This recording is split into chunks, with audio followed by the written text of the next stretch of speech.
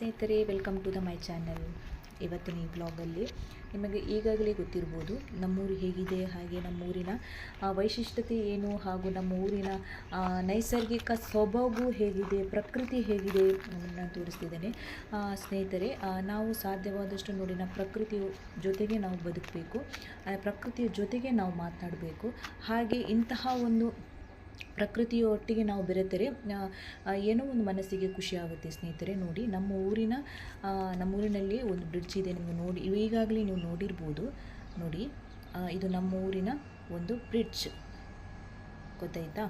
ಹಾಗೆ ಒಂದು ದೊಡ್ಡದಾದ ಒಂದು ಸೇತುವೆ ಥರ ಇದೆ, ಹಾಗೆ ದೊಡ್ಡದಾದೊಂದು ಹೊಳೆ ಇದೆ, ನೀವು ನೋಡಿರ್ಬೋದು, ತೋರಿಸಿದ ಹಾಗೆ. ಇಲ್ಲಿನ ಒಂದು ಅದು ಹೇಗಿದೆ ಅಂದರೆ ನಿಮಗೆ ನೋಡುವಾಗಲೇ ಗೊತ್ತಾಗ್ಬೋದು ವಿಡಿಯೋದಲ್ಲಿ. ಸ್ನೇಹಿತರೆ, ನಮ್ಮ ಈ ಹಳ್ಳಿಯ ಸೊಬಗೇ ಬೇರೆ. ಯಾಕೆಂದರೆ ಆ ಹಳ್ಳಿಯ ಸೊಬಗನ್ನು ನೋಡಲು ನಮಗೆ ಎರಡು ಕಣ್ಣೇ ಸಾಲದು. ಯಾಕೆಂದರೆ ಅಷ್ಟು ಖುಷಿಯಾಗುತ್ತೆ, ಅಷ್ಟು ನಿಸರ್ಗ ತುಂಬ ಕೂಲ್ ಆಗುತ್ತೆ. ಇಲ್ಲಿ ಬಂದು ಕುತ್ಕೊಂಡು ತುಂಬ ಜನ ಬಂದು ಇಲ್ಲಿ ನೋಡಲಿಕ್ಕೆ ತುಂಬ ಜನ ಬರ್ತಾರೆ. ಹಾಗೆ ಇಲ್ಲಿ ಕುತ್ಕೊಂಡು ತುಂಬ ಜನ ವಿಶ್ರಾಂತಿ ಕೂಡ ಪಡೀತಾರೆ. ಯಾಕೆಂದರೆ ಅಷ್ಟು ಖುಷಿಯಾಗುತ್ತೆ ಮನಸ್ಸಿಗೆ.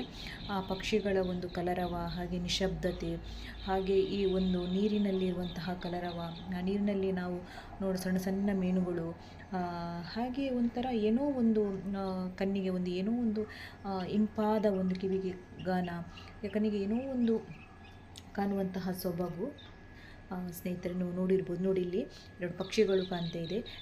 ನಾವು ಈ ಥರ ಪ್ರಕೃತಿಯೊಂದಿಗೆ ನಮ್ಮನ್ನು ನಾವು ಬೆರೆತರೆ ಏನೋ ಒಂದು ಖುಷಿಯಾಗುತ್ತೆ. ಸ್ನೇಹಿತರೆ, ಸುಮ್ಮನೆ ನಾವು ಸಮಯ ವೇಸ್ಟ್ ಮಾಡೋದಕ್ಕಿಂತ ಈ ರೀತಿ ಪ್ರಕೃತಿಯೊಂದಿಗೆ ನಾವು ಬೆರಿಬೇಕು, ಹಾಗೆ ಪ್ರಕೃತಿ ಜೊತೆ ನಾವು ಮಾತನಾಡಬೇಕು.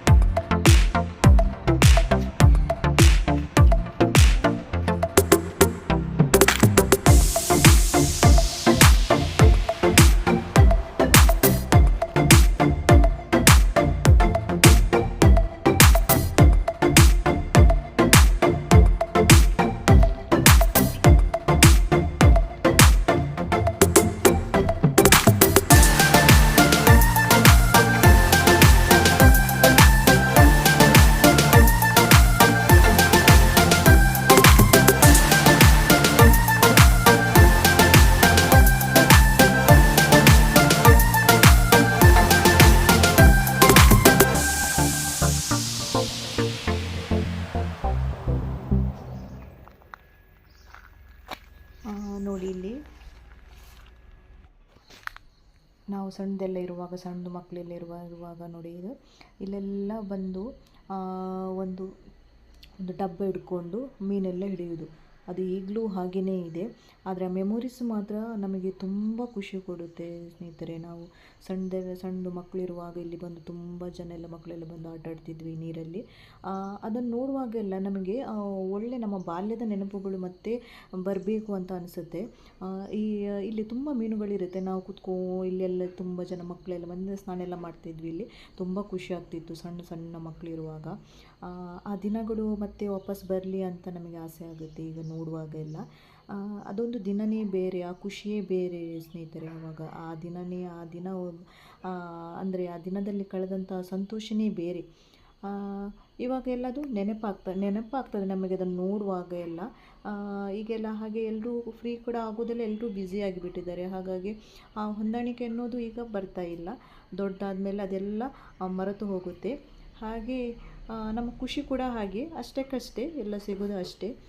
ಇಂತಹ ಆ ದಿನಗಳಲ್ಲಿ ನಾವು ಅನುಭವಿಸಿದ ಒಂದು ಖುಷಿ ಸಂತೋಷವೇ ಬೇರೆ.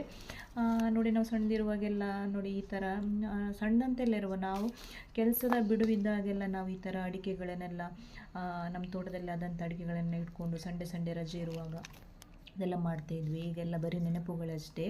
ಖುಷಿ ಆಗುತ್ತೆ ನೋಡುವಾಗ. ತುಂಬ ಕೆಲಸಗಳನ್ನೆಲ್ಲ ಮಾಡ್ತಾಯಿದ್ವಿ ನಾವು ಸಣ್ಣದಿರುವಾಗ. ಇವಾಗಲೂ ಆ ಉತ್ಸಾಹ ಅನ್ನೋದು ನಮಗೆ ಇರುತ್ತೆ, ನನಗೆ ಇದೆ ಆ ಕೆಲಸಗಳನ್ನು ಮಾಡಲಿಕ್ಕೆ. ಆದರೆ ಸಮಯದ ಅಭಾವ ಇರೋದ್ರಿಂದ ಯಾವುದೂ ಮಾಡಲಿಕ್ಕೆ ಆಗೋದಿಲ್ಲ. ಅದು ಮುಂಚೆ ಎಲ್ಲ ಆ ಸಂತೋಷವೇ ಬೇರೆ ಇತ್ತು. ಎಲ್ಲರೂ ಒಟ್ಟಿಗೆ ಸೇರಿ ಕೆಲಸಗಳನ್ನೆಲ್ಲ ಮಾಡ್ತಾಯಿದ್ವಿ. ಈಗ ಏನಾಗಿದೆ, ಜನಸಂಖ್ಯೆ ಕಡಿಮೆ ಆಗಿದೆ, ಕೆಲಸಗಳು ಕೂಡ ಅಷ್ಟಕ್ಕಷ್ಟೇ ಮಾಡುವುದು. ನೋಡಿ, ಇದೊಂದು ಹೂವು ತುಂಬ ಖುಷಿಯಾಗುತ್ತೆ ಈ ನೋಡುವಾಗ. ಯಾಕಂದರೆ ಇದು ನೋಡಲಿಕ್ಕೆ ತುಂಬ ಒಂಥರ ಸನ್ಫ್ಲವರ್ ಆಗಿ ಕಾಣುತ್ತೆ. ಇದರಲ್ಲಿ ನಾನೊಂದು ಲಾಸ್ಟ್ ಟೈಮ್ ಒಂಥರ ಇಂಥ ಹೂಗಳನ್ನೆಲ್ಲ ಕಲೆಕ್ಟ್ ಮಾಡಿ ಒಂದು ವಾಸ್ ಥರ, ಒಂದು ಬೊಕ್ಕೆ ಥರನೂ ಕೂಡ ಮಾಡಿದ್ದೆ ನಾನು ಒಂದು ಟೈಮಲ್ಲಿ ಫ್ರೀ ಇದ್ದಾಗ. ತುಂಬ ಖುಷಿ, ತುಂಬ ಇಲ್ಲೆಲ್ಲ ಫೋಟೋಶೂಟ್ಗಳೆಲ್ಲ ಪ್ಲೇಸಲ್ಲೆಲ್ಲ ತುಂಬ ಒಳ್ಳೆಯದಾಗುತ್ತೆ. ಯಾಕೆಂದರೆ ಅದೊಂದು ತುಂಬ ಚೆಂದ, ಹೂವೇ ಚೆಂದ. ಒಂದು ಅದರಲ್ಲಿ ಲೀವ್ಸ್ ಎಳೆಗಳನ್ನು ನೋಡ್ತಾ ಇರ್ಬೋದು ನೀವು. ತುಂಬ ಖುಷಿಯಾಗುತ್ತೆ. ಅಲ್ಲಿ ಫೋಟೋಸ್ ಎಲ್ಲ ಒಳ್ಳೆ ಕ್ಲಾರಿಟಿ ಕೊಡುತ್ತೆ ಸ್ನೇಹಿತರೆ. ಇಲ್ಲಿ ಫೋಟೋಶೂಟಿಗೆಲ್ಲ ಒಳ್ಳೆಯದಾಗುತ್ತೆ. ನಾವು ಆದಷ್ಟು ಫೋಟೋಶೂಟಿಗೆಲ್ಲ ಹಳ್ಳಿ ಕಡೆಗೆಲ್ಲ, ತೋಟದ ಕಡೆಗೆಲ್ಲ ಹೋದರೆ ತುಂಬ ಒಳ್ಳೆಯ ಒಂದು ಬ್ಯಾಕ್ಗ್ರೌಂಡ್ ಎಲ್ಲ ತುಂಬ. ಹಾಗೆ ನಾನು ಬರುವಾಗ ನನಗೆ ಒಂದು ಇಂಪಾರ್ಟೆಂಟ್ ಆದಂಥ ಒಂದು ಹೂ ಕಾಣಿತು ನೋಡಿ. ಇಲ್ಲಿ ತುಂಬ ಮುಖ್ಯವಾದದ್ದು ಇದೇ ಹೂವನ್ನು ನಾನು ಹುಡ್ಕೊಂಡು ಬರ್ತಾಯಿದ್ದೆ. ನನಗೆ ಸಿಕ್ಕಿದ್ದು, ನಾನು ಕಾಡ ಮಧ್ಯದಲ್ಲಿ ನಡ್ಕೊಂಡು ಬಂದಾಗ ನನಗೆ ಇದು ಆ್ಯಕ್ಚುಲಿ ಬೇಕಿತ್ತು. ನಿಮಗೆಲ್ಲರಿಗೂ ಗೊತ್ತಿದೆ, ಇದಕ್ಕೆ ಕಾಡಕ್ಕೆ ಫುಲ್ ಅಂತ ತುಳುವಲ್ಲಿ ಹೇಳ್ತಾರೆ. ಇದು ತುಂಬ ಉಪಯೋಗ, ಪೂಜೆಗೆ, ದೈವಗಳಿಗೆ ಇದು ತುಂಬ ಪ್ರಿಯವಾದಂತಹ ಹೂವು. ಒಳ್ಳೆಯದರ ತುಂಬ ಹೆಚ್ಚು ಉಪಯೋಗ ಇದೆ. ನಾವು ನಮಗೆ ಅಗತ್ಯ ಇದ್ದಾಗ ನಾವು ಇದನ್ನು ಹುಡ್ಕೊಂಡು ಹೋಗ್ತೇವೆ. ಇದರ ಬೇರಿಂದ ಕೂಡ ಸ್ಕಿನ್ ಕೇರ್ ಕೆಲವೊಂದು ಆಯಿಲ್ ಎಲ್ಲ ತಯಾರಿಸ್ತಿದ್ರು. ಆ ಮಕ್ಕಳಿಗೆ ಕೂಡ ಇದರಿಂದ ತುಂಬ ಆಯುರ್ವೇದಿಕ್ ಎಲ್ಲ ಉಪಯೋಗ ಇದೆ. ನನಗೆ ಅಷ್ಟೊಂದು ಕರೆಕ್ಟಾಗಿ ಗೊತ್ತಿಲ್ಲ. ನನಗಿದು ಬೇಕಿತ್ತು, ಹಾಗಾಗಿ ನಾನು ಹುಡ್ಕೊಂಡು ಹೋಗಿದ್ದು. ಈ ರೀತಿ ನಾವು ಒಂದೊಂದು ಸಲ ಬಿಡುವಿದ್ದಾಗ ಸ್ವಲ್ಪ ಪ್ರಕೃತಿಯೊಂದಿಗೆ ನಾವು ಬೆರೆತರೆ ತುಂಬ ಖುಷಿ ಆಗುತ್ತೆ ನಮಗೆ. ಏನೋ ಒಂದು ಮನಸ್ಸಿಗೆ ನೆಮ್ಮದಿ ಅನ್ನೋದು ಸಿಗುತ್ತೆ ಸ್ನೇಹಿತರೆ. ಇದು ನಾವು ಹೆಚ್ಚಾಗಿ ಹಳ್ಳಿಗಳಲ್ಲಿ ಮಾತ್ರ, ಸಿಟಿಗಳಲ್ಲಿ ಏನು ಸಿಗೋದಿಲ್ಲ ಇಂಥ ಹೂಗಳೆಲ್ಲ. ನೋಡಿರ್ಬೋದು ನೀವು. ಸ್ನೇಹಿತರೆ, ಇವತ್ತಿನ ನಾನು ನನ್ನ ಈ ಬ್ಲಾಗನ್ನು ನಾನು ಇಲ್ಲಿಗೆ ಎಂಡ್ ಮಾಡ್ತಾ ಇದ್ದೇನೆ ಸ್ನೇಹಿತರೆ. ಮುಂದಿನ ಬ್ಲಾಗ್ನಲ್ಲಿ ನಿಮಗೆ ನಾನು ಸಿಗ್ತಾ ಇದ್ದೇನೆ. ಇವತ್ತಿನ ಈ ಬ್ಲಾಗ್ ನಿಮಗೆ ಇಷ್ಟ ಆಗ್ಬೋದು ಅಂತ ಅನ್ಕೋತೀನಿ. ನಮ್ಮ ಊರಿನ ಸೊಬಗು ಇಷ್ಟ ಆದರೆ ಲೈಕ್ ಮಾಡಿ ಸ್ನೇಹಿತರೆ. ನಾನು ನಿಮಗೆ ಮುಂದಿನ ಹೊಸ ವಿಷಯದ ನಿಮ್ಮ ಮುಂದೆ ಸಿಗ್ತೇನೆ ಸ್ನೇಹಿತರೆ. ಅಲ್ಲಿವರೆಗೆ ಬಾಯ್.